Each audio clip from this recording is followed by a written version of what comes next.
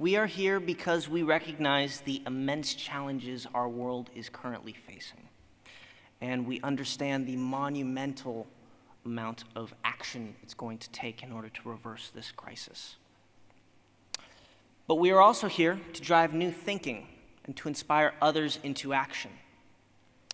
With corporations, media, and big tech starting to pay real attention to us, we now have the momentum to define the rest of the century. I'd like to invite you all to take a moment and think about what led you here today. Your activism origin story, if you will. Because there must have been a critical moment where you saw an opportunity to make a difference. A moment that pushed you off the sidelines and into action. For me, that moment happened when I was 10 years old. I was a kid growing up in Los Angeles, and I was lucky enough to live close to the beach. I always loved the ocean, and I would try and spend as much time there as I could. I felt that the ocean breeze, the warm sand, and the rocky cliffs broadened my horizons. It made me feel like I was getting out into the world. At that point in time, my dad and I would often go surfing on the weekends, and one week there was rain in the forecast. And he said that we shouldn't go surfing because the way the drainage system is set up in Los Angeles, all the pollution from the city washes down into the ocean. So if you're out on the water that day, you risk getting an infection. And as a kid experiencing the world for the first time, this was a huge moment for me.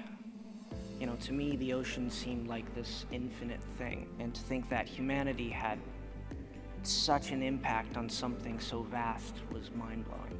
Up until that moment, I really had yet to connect how my actions could impact the world around me. How something that happened inside my community could have ripples far beyond itself. And from that point on, I started asking my parents more questions about the environment. Together, we would watch documentaries like Racing Extinction and An Inconvenient Truth, among many others. And I remember feeling overwhelmed by the sheer complexity and scale of the crisis, and feeling this intense desire to do something about it. And as it happens, coinciding with this, I was amassing a following on social media. And so, it really seemed natural that I would share what I was learning. If there's a fire, you sound the alarm. And I thought, if nothing else, I could do that. So on social media, I began following environmental organizations and speaking about issues such as endangered species and single-use plastics. And I was bombarded with a daily supply of what was happening, how it affected the world, and what could be done about it. Admittedly, I wasn't an expert on environmental science, but I could share their findings to anyone who would listen. Eventually, my work caught the eye of the United Nations, and at 14, I was honored to be named a UN Environment Goodwill Ambassador. As you can imagine, it's tremendously exciting to get to work on behalf of the UN. It also opened doors for me to represent a youth perspective at international events.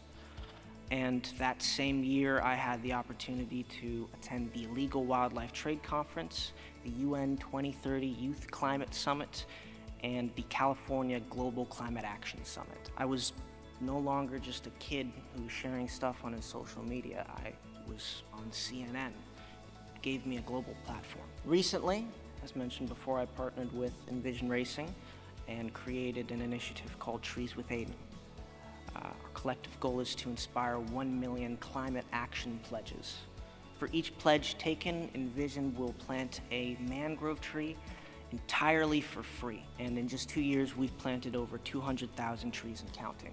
So it's amazing to think about, because it's 200,000 people who are stepping forward and making a difference and aiding in the fight against climate change in a small but a very meaningful way. And it's now been over a decade since that rainy day in Los Angeles. And I'm grateful that I still have a platform that I can continue supporting climate action. In many respects, I'm still doing the same thing that I did when I was a kid. I'm just a messenger. It's something that I feel I can and should do with the platform that I'm lucky enough to have. So, if I can help even just one person to feel like they also can make a difference in the face of all of this anxiety over the state of the world, then to me, I think it's worth it. I've been there, and I know what that anxiety is like.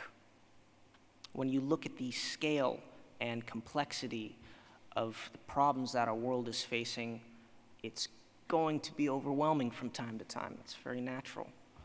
You know, when I think of climate anxiety, I'm reminded of this scene from the movie Interstellar, and I'm seeing this massive tidal wave rising up like a skyscraper. And the wave isn't just, you know, the climate crisis itself, it's my own anxieties, it's my fears, it's my questions about the future. But we are all watching that wave together. We're all fighting, we're all feeling that same anxiety. And if we can go through it in the right way, we can take that shared anxiety and turn it into a force that can push the world in the right direction. So how do we do that? How do we stay engaged and also optimistic in the face of challenges that are this urgent and this complicated? What do we say to people who tell us that the problem is just too complex, that it's too much for one person to make a difference? We say it's true. One person can't do everything, but we all have the ability to do something. I think we need to nurture a mindset that maximizes our individual backgrounds for the purpose of making communal progress. In other words, think big, start small, and take a whole lot of people along for the ride. Now, as I've said, I am not an expert, but there are some thoughts that I can share based on my own experience that may be helpful for you wherever you are in this journey. So at the risk of sounding a bit like a corporate motivational speaker, here are my tips and tricks to optimize your workflow. It first starts with working with your own wiring instead of worrying about your limitations. Everyone is wired a little differently, and they're going to approach problems in very different ways. I have ADHD, and I tend to get very focused on things. Because of that, I know I need simplicity in order to be efficient. So I start small. I clearly define my expectations at the outset of something. I compartmentalize tasks, and I set deadlines. And breaking things down like that helps me to stay on track. So when you focus on all the small things that you can do, instead of the larger things that you can't, all of a sudden those goals feel realistic and achievable. Having the right tools also is extremely helpful. For me, the most powerful tool at my disposal has been social media.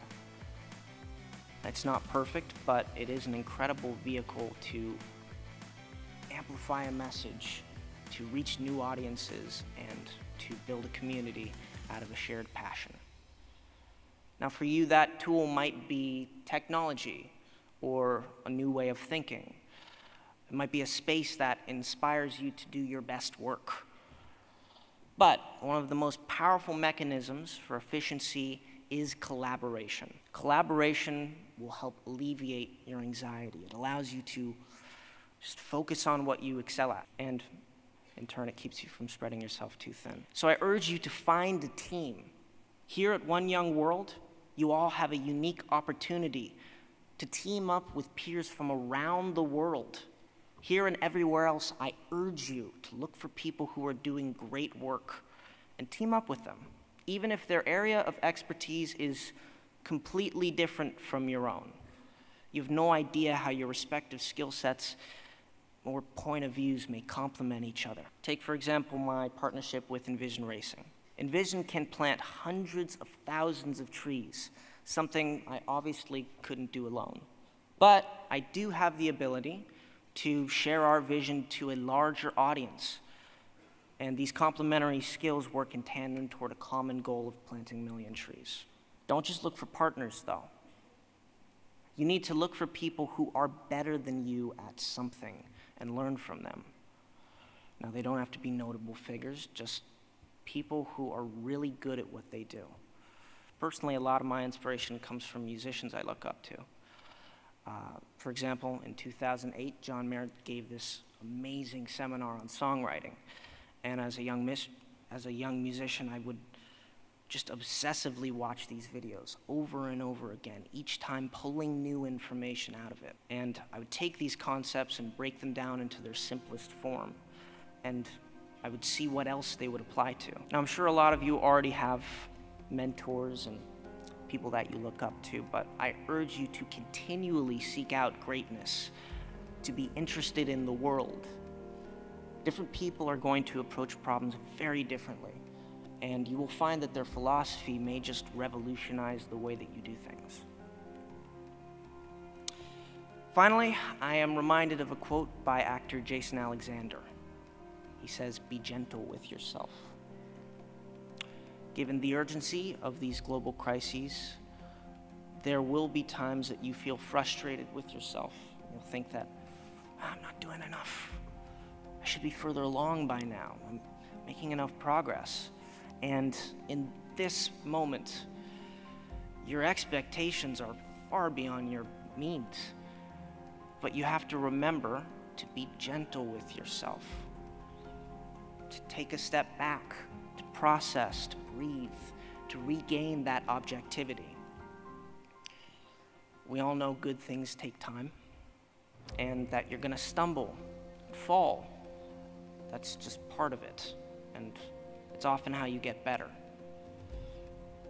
You don't have to be perfect, but every day, if you're taking a step forward, you're doing okay.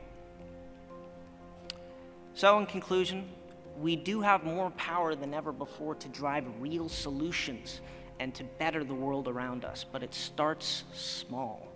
It starts with doing something, not trying to do everything. It starts with knowing yourself and understanding that you have a unique perspective to contribute. Here at One Young World, it is more important than ever that we seek out meaningful partners. It proves here that we're not alone. It's why I'm incredibly excited to see what the future has. We're very lucky to have people in this world like you fighting to make it a better place. I'm incredibly excited to see what you all do next.